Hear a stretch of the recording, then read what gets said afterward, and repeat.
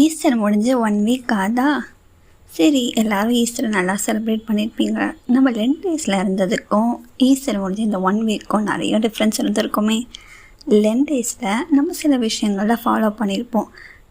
இசப்பாக்கு extra time spend பண்ணுறதா இருக்கட்டும், இல்லை ஃபோன் பார்க்குறது, இதுக்கெலாம் நிறைய டைம் ஸ்பெண்ட் பண்ண போகிறதில்ல, கொஞ்சம் நேரம் தான் பார்க்க போகிறேன் அப்படின்ட்டு ஏதோ சின்ன சின்ன மாற்றங்கள் நமக்குள்ளே கண்டிப்பாக 2 டேஸில் இருந்திருக்கும்.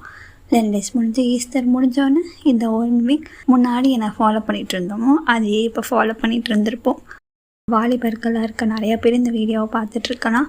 அது எங்கே கேட்குறீங்க, அந்த 40 டேஸை நான் கஷ்டப்பட்டு அதை நான் பண்ணேன் அப்படின்னு நீங்கள் நினைக்கலாம்.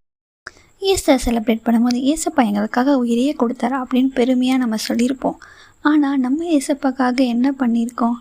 நம்மளால் இப்போதைக்கு எந்த ஒரு பெரிய காரியங்களை பண்ண முடியலனா கூட ஏதாவது ஒரு சின்ன விஷயத்தை எடுத்துக்கிட்டு நம்மளால் முடிஞ்சதை கண்டிப்பாக 2 டேஸில் மட்டும் ஃபாலோ பண்ணது இல்லாமல் இப்போ வரக்கூடிய காலங்களில் சின்ன சின்ன மாற்றங்கள் நம்ம வாழ்க்கையில் ஏசப்பாக்காக செய்யலாமே. கண்டிப்பாக சின்ன சின்ன மாற்றங்கள் மூலமாக வரக்கூடிய காலங்களில் ஏசப்பாக்காக பெரிய காரியங்களை கூட நம்மளால் செய்ய முடியும். சரி, இந்த பாட்டை கேளுங்க.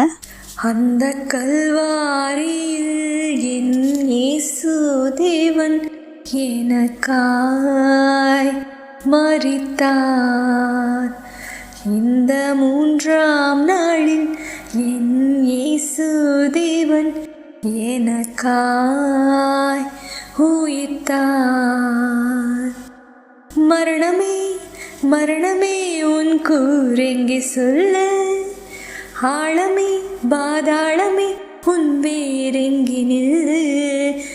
மரணமே மரணமே உன் கூரெங்கே சொல்ல, ஆழமே பாதாளமே உன் வேரெங்கி நில்லு. எனக்காய் மரித்தார் உயிர்த்தார், வருவார் அவர் என்னை அழைப்பார் சேர்ப்பார் அவரின் மார்பிலே.